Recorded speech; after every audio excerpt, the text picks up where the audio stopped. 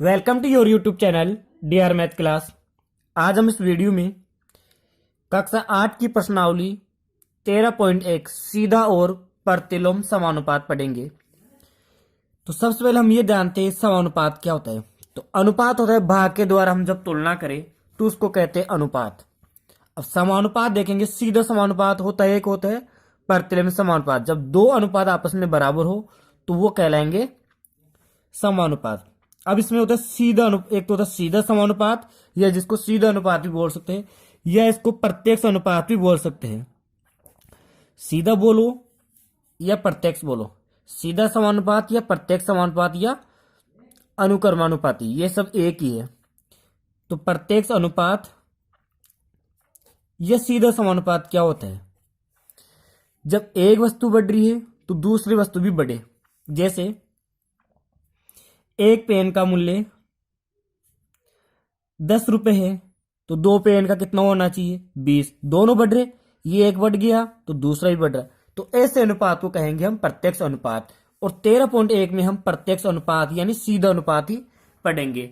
और जब 13.2 पढ़ेंगे, 13.2 में पढ़ेंगे हम प्रतिलोम अनुपात, यानी एक संख्या बढ़ रही है और दूसरी संख्या घट रही है। यानी अब ये ए हो गया और ये बी हो गया, ए भी बढ़ रही है तो बी भी बढ़ेगी।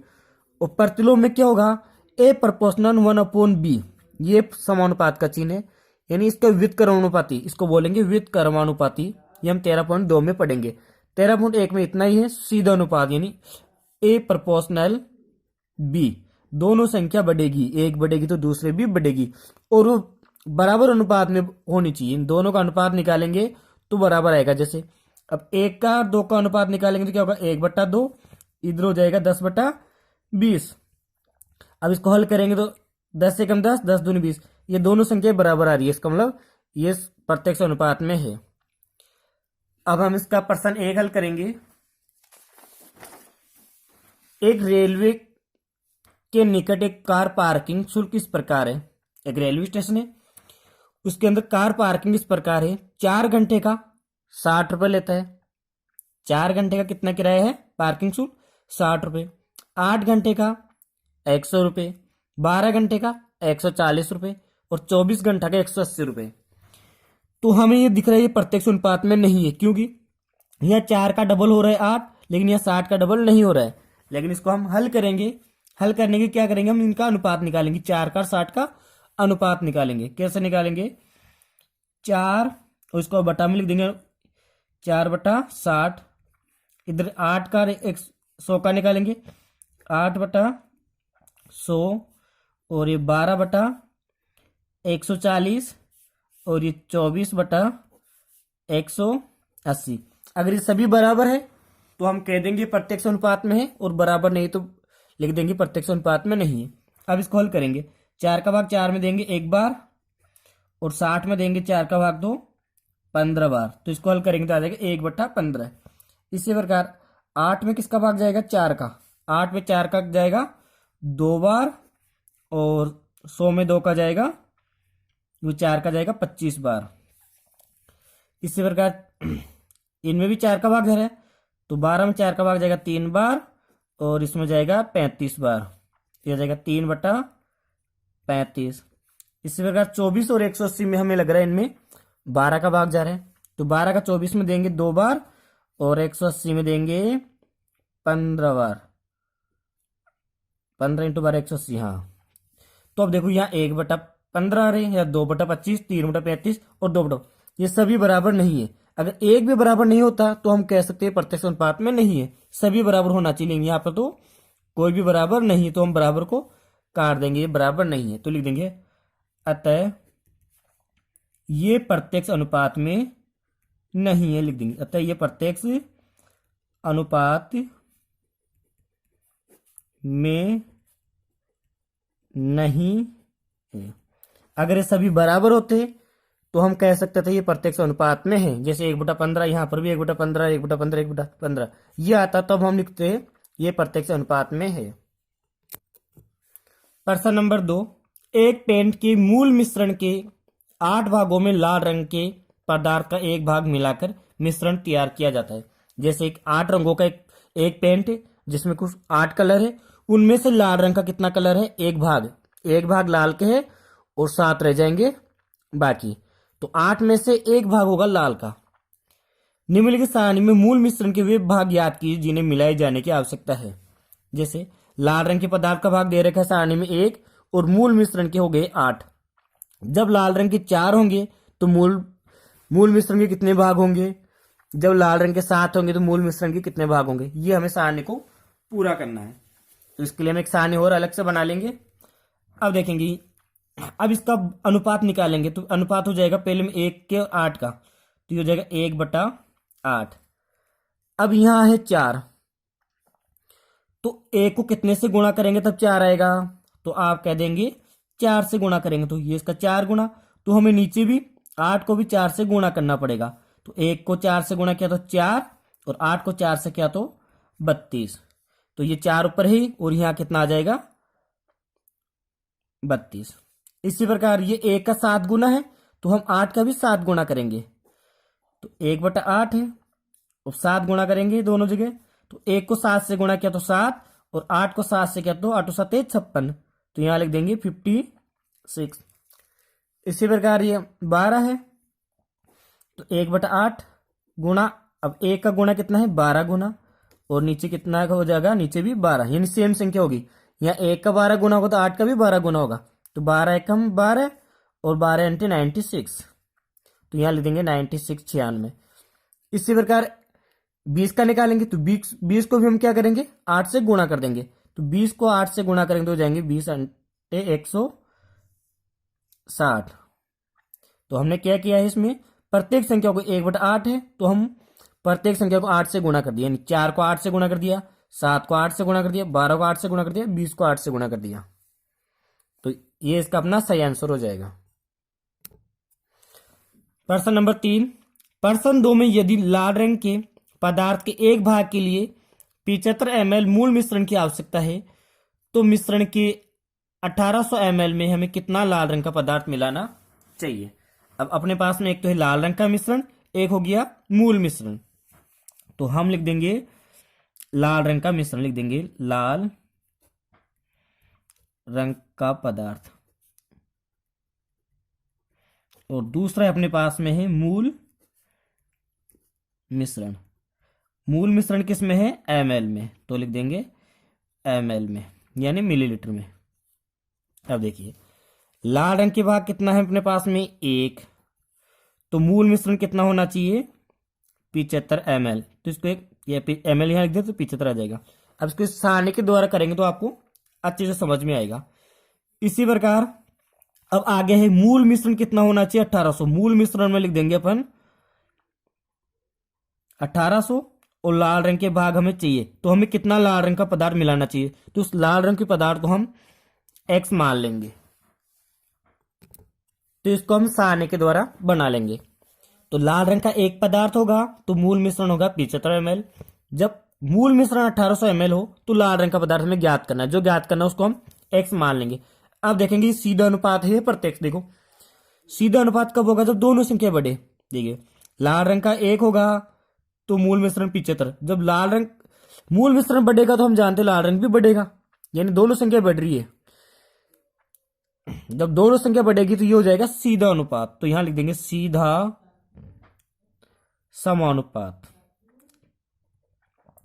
जब सीधा समानुपात हो तो इसको ऐसे कैसे हम बटा में लिख देंगे, जैसे 1/75 बराबर x/1800। जैसे लाल रंग देखो मूल मिश्रण बढ़ रहे हैं 75 से 1800 हो रहे, तो हमें पता है लाल भी बढ़ेगा, तो हम इसको लिखेंगे सीधा समानुपात। अब इसको हल करेंगे, जब दोनों तरफ बटा की संख्या तो हम क्या करते क्रॉस मल्टीप्लाई नहीं वज्र गुणा करेंगे, तो यहां कर देंगे अपन वज्र गुणा। वज्र गुणा मतलब होता तिरछा गुणा, x का गुणा होगा 75 से, x गुणा 75 बराबर 1 का गुणा होगा 1800 से। अब 1 को 18 से गुणा करेंगे तो 1800 ही आएगा। अब x का मान निकालना है तो 75 इधर गुणा में है तो इधर आके हो जाएंगे ये भाग में। अब हमें क्या करना है x का मान निकालने के लिए 75 का 1800 में भाग देंगे, तो हम रब कार्य में इधर कर लेंगे 75 का भाग देंगे हम 1800 में। तो 75 का 180 में जाएगा 2 बार, क्योंकि 75 150 होते हैं। घटाएंगे तो 0 3 और 0। फिर 75 का भाग 4 बार देंगे तो 300 हो जाएंगे। तो 1800 में जब हम 75 का भाग देंगे तो हमें उत्तर प्राप्त हो जाएगा 2424। तो लाल रंग का कितना पदार्थ होना चाहिए? 24। तो x का मान अपने पास में आ गया 24। तो हम लिख सकते हैं, अतः हमें लाल रंग का पदार्थ 24 में लाना चाहिए। 24 भाग इस लाल रंग के पदार्थ का होना चाहिए।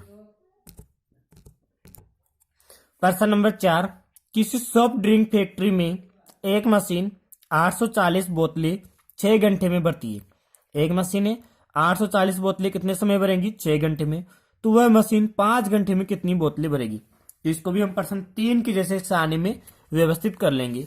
तो हम एक सारणी बना ली है जिसमें दिया गया बोतलों की संख्या है और समय है। तो बोतलों की संख्या और समय की हम सारणी बना लेंगे। तो बोतलों की संख्या कितनी है? 840। अब 840 बोतलों को भरने में हमें लगता है 6 घंटे, समय घंटे में है। और आगे है वह मशीन 5 घंटे में, तो घंटे में लिख देंगे हम 5। कितनी बोतलें भरेगी? तो बोतलें हमें पता नहीं, तो इसको हम x मान लेंगे। अब देखिए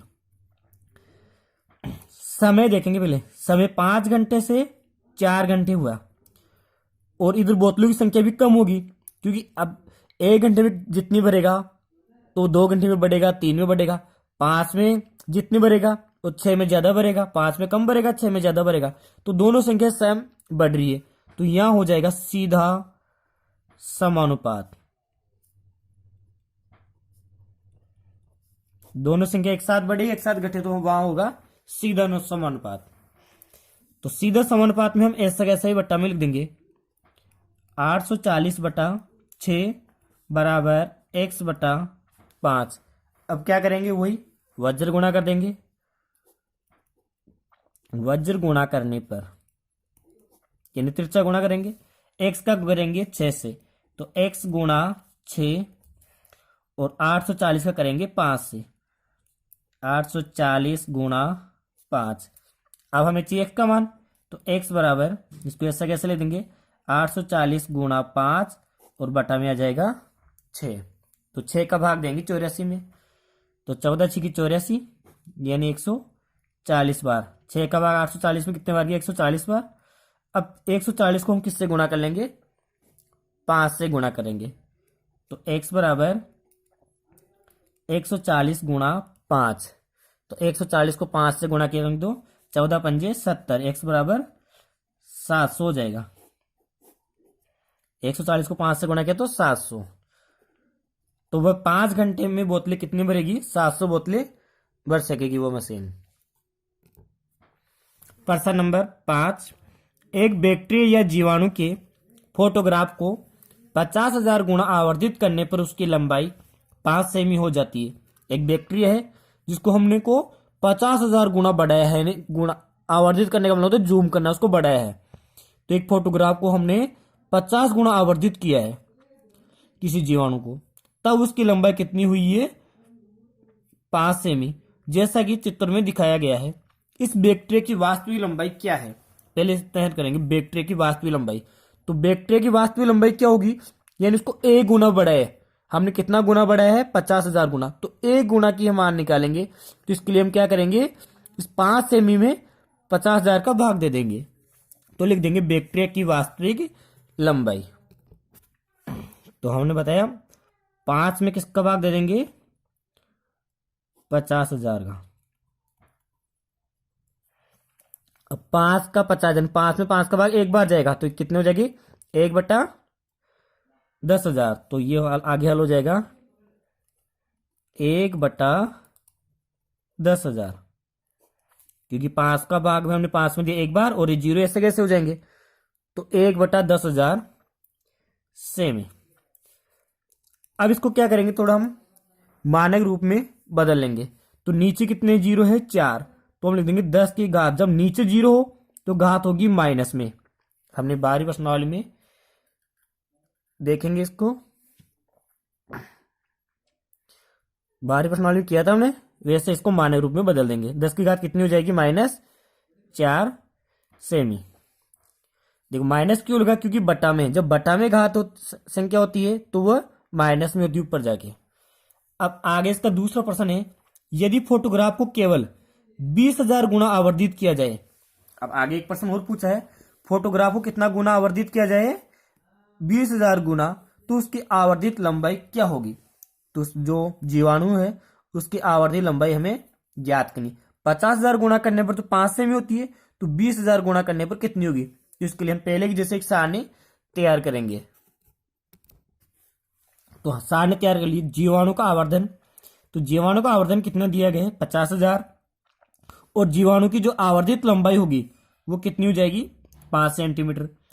अब जब इस जीवाणु की फोटोग्राफ केवल 20,000 गुना आवर्धित किया जाए, तो कितना गुना आवर्धित किया जाए, 20,000 गुना, तो उसकी आवर्धित लंबाई को हम x मान लेंगे। देखिए अब देखेंगे कौन सा समानुपात है। ऊपर वाले में देखिए, यहाँ 50,000 गुना आवर्धित करेंगे तो उसकी लंबाई 5 है। अगर 50,000 से कम करेंगे तो उसकी आवर्धित लंबाई भी कम होगी। तो यहां हो जाएगा सीधा समानुपात। यहां दोनों संख्याएं कम हो रही है इसलिए सीधा समानुपात। ये दोनों संख्याएं कम हो तो भी सीधा, और दोनों संख्याएं बढ़े तो भी सीधा, लेकिन एक बढ़े एक घटे तो होगा प्रतिलोम अनुपात। तो सीधा अनुपात में हम ऐसा कैसे लिख देंगे, 50,000 बटा में लिख देंगे 5, और इधर 20,000 बटा में लिख देंगे x। अब क्या करेंगे, हम यहाँ पे वज्र गुणा करेंगे। तो वज्र गुणा करेंगे तो 50,000 का गुणा करेंगे हम x से, तो x गुणा 50,000, और इधर करेंगे 20,000 का 5 से, तो 20,000 गुणा 5। अब हमें चाहिए x का मान, तो x बराबर 20,000 गुणा 5, और बटा में लिख देंगे 50,000। ऊपर 4 जीरो नीचे 4 जीरो, तो ऊपर के 4 जीरो से नीचे के 4 जीरो कट जाएंगे, फिर 5 से 5 कटेगा, तो क्या बच गया यहाँ पे 2। तो x का मान यहाँ आ जाएगा x बराबर 2। इसका मतलब इसकी जीवाणु की लंबाई कितनी, जीवाणु की आवर्ती लंबाई कितनी हो जाएगी, 2 सेंटीमीटर।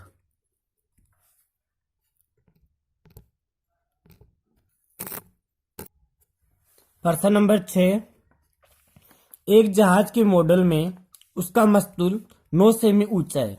एक जहाज का मॉडल है, उसमें उसका मस्तूल 9 सेमी ऊंचा है, जबकि वास्तविक जहाज का मस्तूल 12 सेमी ऊंचा है।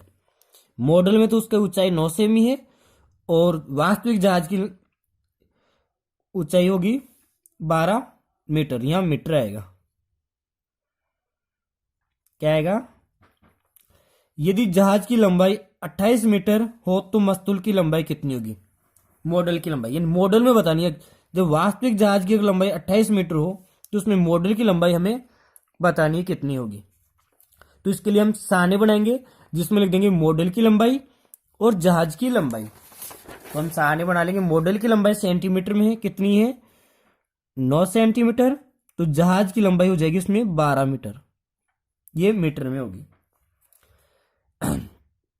जब जहाज की लंबाई 28 मीटर हो तो उसकी मॉडल की लंबाई, तो उसकी मॉडल की लंबाई को हम क्या मान लेंगे, x मान लेंगे। देखिए जहाज है, जहाज की मॉडल में लंबाई होगी उसकी 9, तो उसकी जहाज की लंबाई हो जाएगी 12। अब जहाज बड़ा होगा तो उसका मॉडल भी बड़ा होगा, जहाज की लंबाई बढ़ेगी तो उसकी मॉडल की लंबाई भी बढ़ेगी। तो ये यहां हो जाएगा सीधा समानुपात, दोनों संख्याएं बढ़ेगी तो हो जाएगा सीधा समानुपात। तो सीधा समानुपात को हम ऐसे लिखेंगे, 9/12 बराबर x बटा 28। अब क्या करेंगे, वही वज्र गुणा करेंगे, x गुणा 12 और 9 गुणा 28। x का मान चाहिए अपन को, 9 गुणा 28 और बटा में आ जाएगा 12। हम दोनों में 12 और 28 में पहले 9 और 12 में 3 का भाग दे लेंगे, तो 9 में 3 का भाग जाएगा 3 बार, और 12 में जाएगा 4 बार, 3 चौके 12। अब 4 का भाग 28 में दे लेंगे, तो 28 में 4 का भाग जाएगा 7 बार। अब x का मान निकालेंगे, आसान है, 3 को 7 से गुणा करेंगे तो x बराबर 7×21। तो जहाज की मॉडल की लंबाई कितनी होगी उसकी? 21 सेंटीमीटर। तो अतः उसके मॉडल की लंबाई कितनी होगी? 21 सेंटीमीटर। प्रश्न नंबर 7, मान लीजिए 2 किलोग्राम चीनी में 9×10⁶ क्रिस्टल है। तो क्रिस्टल का मतलब होता है चीनी के दानों की संख्या। तो 2 किलोग्राम चीनी में 9×10⁶। अब 10⁶ का मतलब है 9 के हम 6 जीरो लगा ले, तो इतने क्रिस्टल है। तो निम्नलिखित चीनी में कितने चीनी के क्रिस्टल होंगे यदि चीनी 5 किलोग्राम हो और यदि चीनी 1.2 किलोग्राम हो? तो हम पहला हल करेंगे। तो प्रश्न में पहले दिए गए उसको लिखेंगे। चीनी कितनी दी गई है? 2 किलोग्राम, और चीनी के क्रिस्टल है 9×10⁶। अब आगे चीनी जब 5 किलोग्राम होगी तो उसके क्रिस्टल को हम x मान लेंगे। अब देखो चीनी बढ़ रही है, चीनी 2 से 5 होगी, तब चीनी बढ़ेगी तो उसके क्रिस्टल की संख्या भी बढ़ेगी, उसके दाने भी बढ़ेंगे। तो ये हो जाएगा सीधा समानुपात। सीधा समानुपात। अब जब सीधा समानुपात हो तो ऐसा कैसे हम बटा में इसको लिख लेंगे। तो 2/9×10⁶ बराबर 5/x। अब क्या करेंगे? यहां पे वज्र गुणा कर देंगे। तो वज्र गुणा करेंगे तो 2 का गुणा x से होगा, तो 2×x, और 5×9×10⁶। अब हमें x का मान निकालना है, तो x बराबर 2×9×10⁶, और ये 2 आ जाएगा बटा में। अब देखिए इसको थोड़ा हम हल करेंगे। अब 2 का भाग सीधा सीधा इसमें आ जाए, या तो हम क्या करें 45 में 2 का भाग दे लें। क्या करें? 9 को 5 से गुणा करेंगे 45। अब 10⁶ कितनी आ रही है? 6 गुणा 10⁶, और बटा में आ जाएगा 2। अब क्या करेंगे? हम 2 का 45 में भाग दे लेंगे। तो x बराबर 2 का 45 में देंगे तो 44 में देंगे तो 22.5। तो हमने क्या किया? 45 में 2 का भाग दिया, तो 2 का भाग का मतलब आधा, 45 का आधा होगा 22.5, यानी 22.5 गुणा 10⁶। अब इसको मानक रूप में बदलने के लिए हम क्या करेंगे? इस पॉइंट को इधर खिसकाएंगे एक, यानी एक अंक के बाद में मानक रूप में बदलते, यानी पॉइंट के एक अंक के बाद में पॉइंट होना चाहिए। जब ये पॉइंट यहां से यहां आएगा तो 1 बढ़ जाएगी। हमने प्रश्नावली 12.2 में सीखा था मानक रूप। तो वहां क्या कहता है? जब पॉइंट इधर आता है एक संख्या तो 1 बढ़ जाएगी, तो ये जाएगा 2.25 गुणा 10⁶ क्रिस्टल। तो कितने क्रिस्टल हो जाएंगे? 5 किलोग्राम चीनी में 2.25 इंटू 10⁶। ध्यान देना है, अगर पॉइंट इधर आएगा तो क्या होगा? घात बढ़ेगी, और पॉइंट इधर जाएगा तो घात घटेगी। ये आपको याद रखना है। अब इसका दूसरा करेंगे जब चीनी कितनी हो? 1.2 किलोग्राम। दूसरा इसका हल करने के लिए हमने साने बना लिए। चीनी किलोग्राम में 2, और क्रिस्टल संख्या 9 इंटू 10⁶ दी हुई है। और जब चीनी 1.2 किलोग्राम हो तो हम इसको अब की बार हमने y मान लिया, क्योंकि x पहले मान लिया था, और अब की बार हमने क्रिस्टल संख्या को y मान लिया। तो वही हम यहां पर भी वही, जब चीनी घटेगी तो क्रिस्टल की संख्या भी घटेगी। तो ये भी यहां पर भी हो जाएगा सीधा समानुपात। जब सीधा समानुपात हो ऐसा कैसे हम बटा में लिखेंगे। तो 2/9 गुणा 10⁶ बराबर 1.2 बटा में लिख देंगे y, और वही अपना काम वज्र गुणा कर देंगे यहां पर भी। तो 2 का गुणा होगा y से, तो 2 गुणा y बराबर 1.2 गुणा 9 गुणा 10⁶। अब हमें y का मान निकालना है, तो y बराबर 1.2 गुणा 9 गुणा 10⁶, और बटा में आ जाएगा ये 2। अब ये 2 कहाँ आ गया? बटा में आ गया। अब 1.2 को हम 9 से गुणा कर ले, क्या करेंगे, 1.2 को किससे गुणा कर लेंगे, 9 से। तो 12 नाम है 108, तो ये हो जाएगा 10.8। मैंने क्या किया, 1.2 को 9 से गुणा किया, तो 12 नाम है 108। एक अंक के बाद में पॉइंट है तो हम एक अंक के बाद में पॉइंट लगा लेंगे, और ये 10 की घात 6 और ये बटा में 2। अब 2 का भाग दे लेंगे 10.5 में, 10.8 में 2 का भाग 10 में जाएगा 5 बार, 8 में जाएगा 4 बार। तो y बराबर 10.5 में 2 का भाग देंगे, 10 में 5 का भाग 2 का भाग जाएगा 5 बार, और ये आ जाएगा 8 में 4 बार, 5.4 और गुणा 10 की घात 6। 10 की घात 6 ऐसे कैसे, तो इतने क्रिस्टल होंगे, 1.2 किलोग्राम चीनी में होंगे 5.4 इंटू 10 की घात 6 क्रिस्टल। प्रश्न नंबर 8, रसीम के पास एक सड़क का मानचित्र है, एक सड़क का मानचित्र है जिसके पैमाने में 1 सेमी की दूरी 18 किलोमीटर निरूपित करती है। तो इस मानचित्र में 1 सेंटीमीटर की दूरी, वास्तविक दूरी यानी सड़क पर दूरी निरूपित करती है 18 किलोमीटर। तो उस सड़क पर अपनी गाड़ी से 72 किलोमीटर की दूरी तय करती है। तो उसने सड़क पर कितनी दूरी तय की, 72 किलोमीटर। तो उसके द्वारा तय की गई दूरी मानचित्र में, यानी मानचित्र में कितनी दूरी हुई, मानचित्र में 1 सेमी होती है तो सड़क पर होती है 18, और मानचित्र में जब सड़क पर 18 होगी तो मानचित्र में कितनी होगी। इसके लिए हम सारणी तैयार करेंगे जिसमें लिख देंगे मानचित्र में दूरी और सड़क पर दूरी यानी वास्तविक दूरी। तो मानचित्र में दूरी ये सेंटीमीटर में 1 सेंटीमीटर, और सड़क पर दूरी दी गई हमें 18 किलोमीटर। जब सड़क पर 18 किलोमीटर 72 किलोमीटर दूरी हो तो मानचित्र में दूरी को हम x मान लेंगे। अब इसका देखिए, जब सड़क पर दूरी बढ़ेगी तो मानचित्र पर भी दूरी बढ़ेगी, तो ये हो जाएगा सीधा समानुपात, सीधा समानुपात, यानी दोनों संख्या बढ़ रही है। तो सीधा समानुपात में लिखेंगे 1/18 बराबर x/72। अब वही वज्र गुणा करेंगे, x गुणा 18 बराबर 1 गुणा 72। तो 1 का 72 से गुणा करेंगे तो 72 ही आएगा, और 18 का हम क्या करेंगे, पक्षांतरण करेंगे, तो गुणा में इधर आके हो जाएंगे बटा में। तो 18 का भाग देंगे, 18 चौक के 72, तो कितना बार जाएगा, 4 बार, यानी इसकी दूरी कितनी आ जाएगी, 4 किलोमीटर, तो 4 सेंटीमीटर। मानचित्र में चिन्ह में, तो मानचित्र में जाएगी 4 सेंटीमीटर।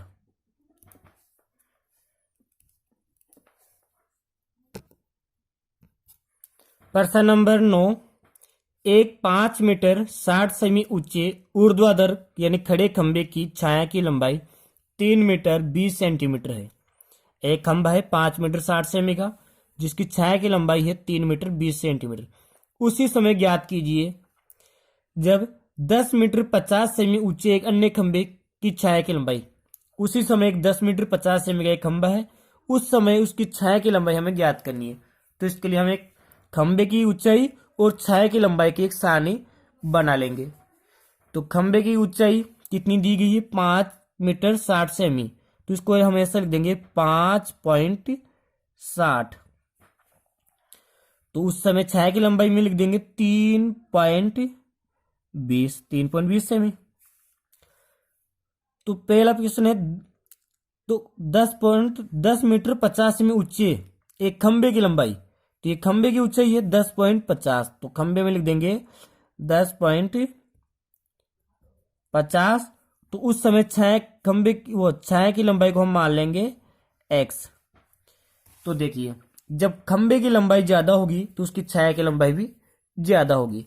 तो ये हो गया सीधा समानुपात, दोनों संख्या ज्यादा है बढ़ेगी तो सीधा समानुपात लिखेंगे। अभी जब सीधा समानुपात होगा तो इसको ऐसा कैसे हम बटा में लिख लेंगे, 5.60 बटा में 3.20 और इधर 10.50 और बटा में आ जाएगा x। देखिए अब एक ध्यान रखने की बात, यहाँ पॉइंट के बाद में 2 अंक और यहाँ पर भी पॉइंट के बाद में 2 अंक, तो पॉइंट से पॉइंट हट जाता है, तो इसको हम डायरेक्ट लिख देंगे 560 और ये हो जाएगा 320 और इधर पॉइंट नहीं हटेगा, ऐसा कैसा इसको लिख देंगे। अब पॉइंट हटा भी सकते थे, हटाते हम 100 से गुणा करते, इसको हटा के अगर पॉइंट हटाते तो गुणा करते हम 100 से, तो 0 से 0 काट लेंगे। अब 56 और 32 में हम 4 का भाग देके इसको थोड़ा सरल कर लेंगे। तो 32 में 4 का भाग देंगे तो क्या 8, और 56 में 4 का भाग देंगे तो 14 चौके 56। फिर 2 का भाग जा रहा है इन दोनों में, तो 14 में 2 का भाग देंगे तो 7, और 8 में देंगे तो 4। तो ये हो गया 7/4। तो इसको यहां लिख लेता हूं मैं, 7/4 बराबर 10.5। अब 0 का मतलब है नहीं, तो यहां बटा में हम x लिख लेंगे। अब इसको इधर हल कर लेंगे। अब हम x का मान निकाला है, वज्र गुणा करना है। x का गुणा किससे होगा? 7 से। तो x गुणा 7 बराबर 4 गुणा 10.5। अब हम क्या करेंगे, 10.5 को 4 से गुणा करके 7 का भाग दे देंगे। तो 4 का 5 से गुणा करें तो 4 पंजे 20, हासिल 2, और 10 का 4 से 44, 44 और 2 46। 44 क्या किया, 4 का भाग 4 पंजे 20, 20 का 0, हासिल 2, और 10 तो 40, और 2 42। तो 42.0। अब x का मान चाहिए हमें, तो x बराबर 7 क्या आ जाएगा, यहाँ पे बटा में आ जाएगा। तो 7 का भाग 42 में देंगे तो x बराबर 6। तो उस समय छाया की लंबाई कितनी होगी? 6 मीटर होगी। जब खंबे की लंबाई 10.50 होगी तो छाया की लंबाई हो जाएगी 6 मीटर। अब दूसरा है, उस खंबे की ऊंचाई, यानी खंबे की ऊंचाई ज्ञात करनी है जब छाया की लंबाई 5 मीटर हो। तो सबसे पहले हम पर्सन में दिया हो वो लिख लेंगे। खंबे की ऊंचाई दी गई है 5.60, और छाया की लंबाई है 3.20, और छाया की लंबाई 5 मीटर है। तो उस समय खंबे की ऊंचाई को हम y मान लेंगे। पहले x माना, तब की बार हम y मान लेंगे। तो वही तरीका है, छाया की लंबाई बढ़ेगी तो खंबे की लंबाई भी बढ़ेगी। तो यहां पर भी सीधा समानुपात है, सीधा